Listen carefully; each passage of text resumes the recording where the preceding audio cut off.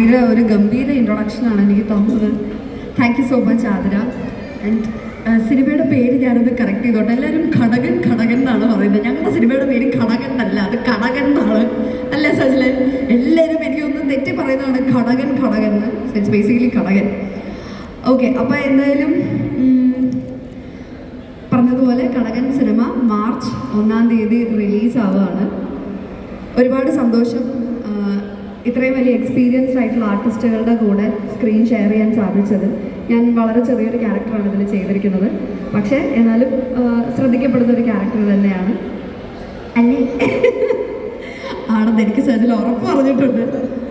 So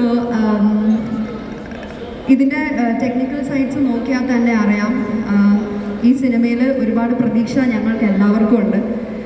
പിന്നെ ഈ പറഞ്ഞതുപോലെ ഒരുപാട് നല്ല ആർട്ടിസ്റ്റുകളുണ്ട്.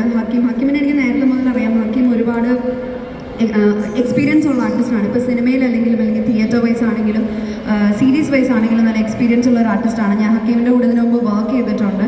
വളരെ ഹാർഡ് വർക്കിംഗ് ആയിട്ടുള്ള ക്യാരക്ടേഴ്സിനെ ഏറ്റെടുത്ത് ചെയ്യാൻ അറിയുന്ന ഒരു ആക്ടർ കൂടെയാണ് ഹക്കീം. പിന്നെ അതോടൊപ്പം തന്നെ സോന, നമ്മുടെ സിനിമയുടെ നായിക. സോനയുടെ 3ാമത്തെ സിനിമയാണ് നായികയായിട്ടിത്. അതുപോലെ വേറെ കൊച്ചു വേറെ ആക്ടേഴ്സും ഇതിലുണ്ട്.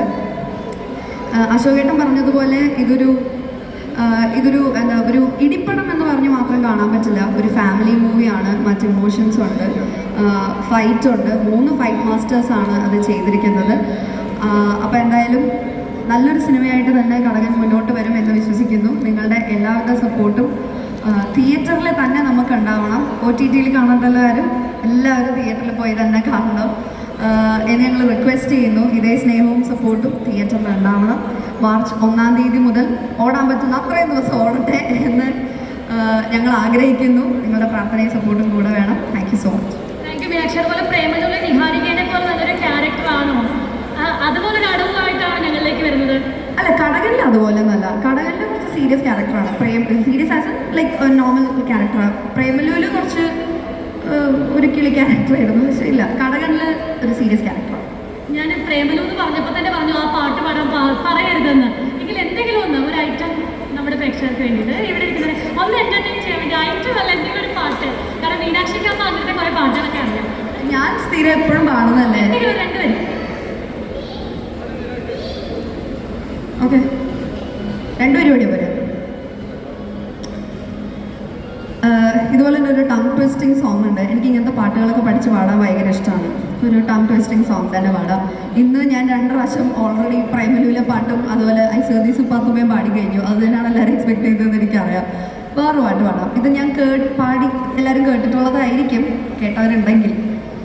തങ്കമ്മണക്കില്ല തവളയ്ക്ക് പല്ലില്ല തെക്കേലെ മുസയ്ക്ക് 2 പല്ല് ഊറിക്ക് തട്ടില്ല ഉപ്പുമുളകില്ല ഉലകിലെ മായങ്ങൾ കഷ്ടമില്ല ഉത്രാളത്തിൽ വന്ന പത്രാളം കാരണം ഇക്കൊല്ലം പെരുന്നാൾ വൈകി വന്നേ കണ്ടെത്തി കിടക്കണം മണ്ടത്തി പരലിന് മുഖത്ത് മുന്നഴി നീ കൊണ്ടേ പാലിന് കൈപ്പില്ല പഴഞ്ചൊൽ പതിരില്ല പച്ചോല പാമ്പിനെ പറ്റിയില്ല കുതിരയ്ക്ക് കൊമ്പില്ല മുതിരയ്ക്ക് മധുരില്ല കൊക്കു കാണാത്ത കോളങ്ങളില്ല ചക്കിക്ക് ചക്കര ചക്കിന് കൊപ്പര കൂട്ടം കാലത്തിൽ കോണഞ്ചമീൻ പ്ലാവിന് മുള്ളില്ല പാലയ്ക്ക് ഉറപ്പില്ല പച്ചമീൻ തിന്നാത്ത പൂച്ചയില്ല മൂക്കില്ല ഗ്രാമില്ല മുകളില്ല മഴയില്ല പൊക്കത്ത കാക്കി മരങ്ങളില്ല കസ്തൂരി മഞ്ഞൾ കറിക്ക് വേണ്ട ചെറു മുതലേക്ക് നീന്താ പഠിപ്പ് വേണ്ട തോക്കിനടപ്പില്ല തെകിൽ കരിക്കില്ല തെങ്ങ് കൊടുത്തത് പാടുകില്ല മുറ്റത്ത് തെയ്യാട്ടം കണ്ണൂർ തിരയാട്ടം അടക്കലെ പാത്തോന് പാൽക്കണ്ണാട്ടം. അത് ഞാൻ സത്യത്തിൽ ഞാൻ കുറച്ച് ടയർഡാണ്. രാവിലെ ഒരു പ്രൊമോഷൻ കഴിഞ്ഞ് പിന്നെ ആലപ്പുഴയിൽ വേറൊരു പ്രോഗ്രാം ഉണ്ടായിരുന്നു. അത് കഴിഞ്ഞ് വീണ്ടും നേരെ ഇങ്ങോട്ട് വന്നതാണ്. ഇതേ പാട്ടായിരുന്നു. എനിക്ക് ഇന്നത്തെ എനർജി തീർന്നു, അതുകൊണ്ടാണ്. So sorry. Thank you very much. അപ്പോൾ എല്ലാവരും എന്തായാലും മാർച്ച് 1-ാം തീയതി തന്നെ കാണാൻ പറ്റുന്നവർ എത്രയും പെട്ടെന്ന് തിയേറ്ററിൽ മാർച്ച് 1-ാം തീയതി തിയേറ്ററിൽ പോയിട്ട് ഘടകൻ കാണുക. അടുത്തടുത്ത ഡേറ്റുകളിൽ ടിക്കറ്റ് ബുക്ക് ചെയ്യുക, തിയേറ്ററിൽ പോയി കാണുക, സപ്പോർട്ട് ചെയ്യുക, വിജയിപ്പിക്കുക. Thank you so much. കൂടുതൽ വീഡിയോസിനായി B4 Place ഫോളോ ചെയ്യൂ, സബ്സ്ക്രൈബ് ചെയ്യൂ.